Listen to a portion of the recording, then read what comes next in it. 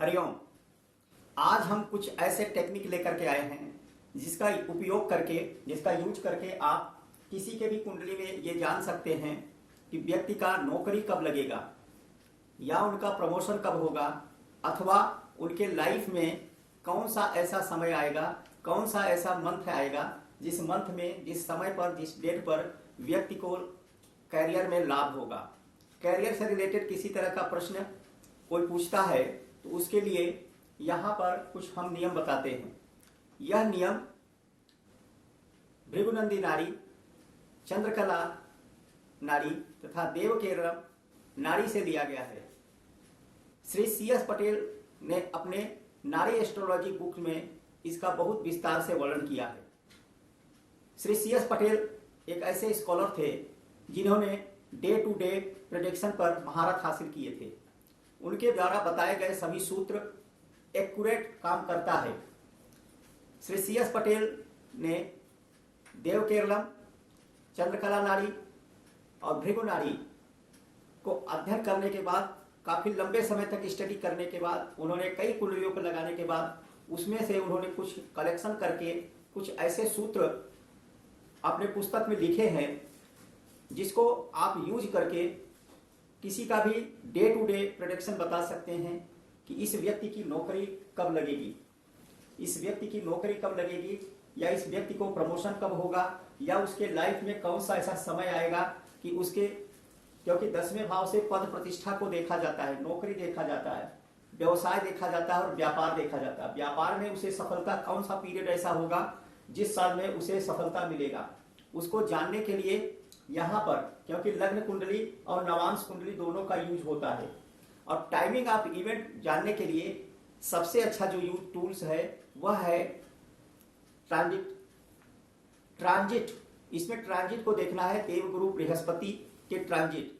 देवगुरु बृहस्पति हर कार्य पर, क्योंकि देवगुरु बृहस्पति को गुरु माना गया है और वे ब्लेसिंग देते हैं, आशीर्वाद देते हैं। जब तक किसी भाव या भावेश को वह एक्टिव नहीं करता है, उससे संबंधित लाभ की प्राप्ति या कोई इवेंट नहीं होता है। व्यक्ति की नौकरी कब लगेगी, इसमें देखना क्या है, आपका जो लग्न कुंडली के 10वें घर का स्वामी है, 10वें घर का जो लॉर्ड है वह नवांश कुंडली में कहाँ पे बैठा है, नवांश कुंडली के किस राशि में बैठा है, उस राशि के ऊपर से जब देवगुरु बृहस्पति गोचर करेंगे तो वह साल आपके लिए लाभप्रद रहेगा। अब उसे हमें डे टू डे निकालने के लिए क्या करना पड़ेगा, उदाहरण के लिए हम बताते हैं, जैसे इस जातक को लाइफ में कब इनका नौकरी लगेगा, कब इनका प्रमोशन होगा, कौन सा ऐसा पीरियड होगा कि ये कब कब इसको, व्यक्ति को व्यापार करेंगे तो व्यापार में, या नौकरी करेंगे नौकरी में पद प्रतिष्ठा और सम्मान में वृद्धि होगा। तो 10वें घर के लॉर्ड को देखो, 10वें घर का स्वामी कौन है, यहाँ पे 10वें घर का स्वामी मंगल है।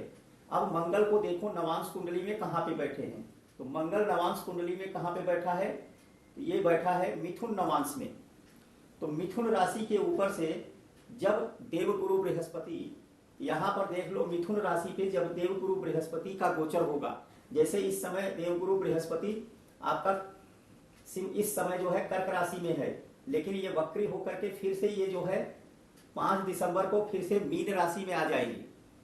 ठीक है, फिर से ये मिथुन राशि में आएंगे। तो मिथुन राशि में जब गोचर करेगा, तो जब इसके ऊपर से गोचर करेगा और इसके डिग्री के बराबर, ये कौन सा राशि है, ये कौन सा राशि है, ये बुध की राशि है। तो बुध के डिग्री के बराबर, तो यहाँ पर देखेंगे बुध की डिग्री कितनी है, 25°13'। जब देवगुरु बृहस्पति 25°13' का होगा, वो जो दिन होगा, वो जो मंथ होगा, वो व्यक्ति के लिए, यदि वह नौकरी के योग्य होता है, उसको नौकरी में या व्यापार में या उसका पद प्रतिष्ठा सम्मान बढ़ेगा। और उसके साथ साथ हमको इसके त्रिकोण को भी देखना है, क्योंकि धनानांशे तत्त्रिकोणे, इसके त्रिकोण को भी देखना है। यहाँ पर इसका त्रिकोण मतलब 5वां घर, यहाँ से 5वां घर, 1 2 3 4 5, यानी कि तुला के ऊपर से जब गोचर करेगा, तुला के ऊपर से, उस समय भी व्यक्ति के पद प्रतिष्ठा सम्मान में कुछ वृद्धि होगा, व्यापार में वृद्धि होगा। कब होगा, अब इसके पकड़ो, ये किस, इसके राशि स्वामी कौन है, इसके राशि स्वामी बनते हैं शुक्र। और शुक्र कहाँ बैठा है? शुक्र को देखो, शुक्र कितने डिग्री का है? 13 डिग्री का। तो 13 डिग्री 14 अंश का जब तुला में बृहस्पति गोचर करते हुए जब 13 डिग्री 14 अंश का होता है, उस समय आपके यहाँ का लाभ होता है। उसी प्रकार से यहां से 9th हाउस कौन सा पड़ेगा? कन्या, ये कुंभ नवांश। जब कुंभ के ऊपर से गोचर करेगा, यहाँ के स्वामी कौन है? शनि की डिग्री के बराबर, शनि 20 अंश का है। तो कुंभ में जब आपका देवगुरु बृहस्पति 20 अंश 42 मिनट का होगा, उस समय यानी उस दिन वो जो पीरियड होगा, वो पीरियड पे, उसके पीरियड के आसपास आपको निश्चित ही सफलता मिलेगा। करियर में ग्रोथ मिलेगा। बिजनेस कर रहे हैं तो बिजनेस में लंबा ग्रोथ मिलेगा। ये इसी प्रकार से और भी देखते हैं। अब व्यक्ति को धन की प्राप्ति कब होगी, कब उसके लाइफ में बल्क में पैसे आएंगे, धन वर्षा कब होगा, लाइफ में वह कौन सा ऐसा समय आएगा जब उसको लाभ होगा, कब लाभ होगा? तो धनानांशे तत्त्रिकोणे, धन अंश, धन भाव के स्वामी कौन है? सूर्य को नवांश कुंडली में देखो। सूर्य नवांश कुंडली में कहां बैठा है? सूर्य नवांश कुंडली में सिंह नवांश में गया है। अब सिंह राशि के ऊपर से जब देवगुरु बृहस्पति का गोचर होगा, और इसके त्रिकोण को भी पकड़ लो, 1 2 3 4 5, यहां ठीक है, यहां पर धनु नवांश, और धनु के बाद 5 6 7 8 9 मेष नवांश। यानी कि जब देवगुरु बृहस्पति का आपका जो है कहां से गोचर करेगा? जब देवगुरु बृहस्पति यहां पे गोचर करेगा, यहां पे गोचर करेगा, या यहां पे गोचर करेगा, तो उस समय आपको धन की प्राप्ति होगी। तो पूरे साल धन की प्राप्ति नहीं होगी, क्योंकि देवगुरु बृहस्पति 1 साल तक इस भाव पे गोचर करेंगे। तो मान लो इस पे कब गोचर करेंगे तो धन की लाभ होगा? इसकी डिग्री देख लो, सूर्य है ना यहाँ इसका स्वामी, तो सूर्य के डिग्री के बराबर। सूर्य कहाँ पे है, कितने डिग्री का है? 16 डिग्री का। 16 डिग्री और 10 मिनट का जब होगा गोचर में, यहाँ पे ट्रांजिट में देवगुरु बृहस्पति, तब धन की प्राप्ति होगी। और इसका जो है 5th हाउस बनता है, 1 2 3 4 5, 5वां घर 6ठे भाव के ऊपर से, यानी ये धनु के नवांश में। तो धनु का डिग्री कितना है? धनु की डिग्री यानी गुरु का डिग्री कितना है यहाँ पे देखेंगे तो देवगुरु बृहस्पति का 29 डिग्री 29 मिनट। जब 29 डिग्री 29 मिनट का यहाँ पर धनु में गोचर करते हुए देवगुरु बृहस्पति जाएंगे, उस समय बल्क में धन की प्राप्ति होगा। उसके बाद यहां से फिर देखो 9th हाउस, ये 9वां घर है। मेष के ऊपर से जब आपका देवगुरु बृहस्पति मंगल के डिग्री के बराबर, इसके राशि स्वामी के डिग्री के बराबर, तो मंगल की डिग्री क्या है?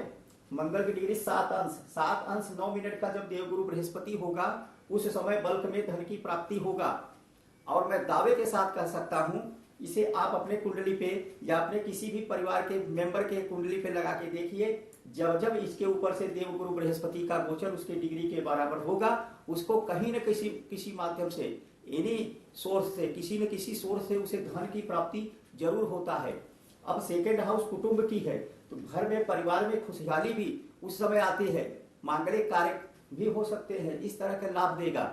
इसी तरह के आगे भी हम आपको सूत्र बताते रहेंगे। आपको यह वीडियो अच्छा लगे, इसे लाइक एवं सब्सक्राइब करें तथा धन्यवाद।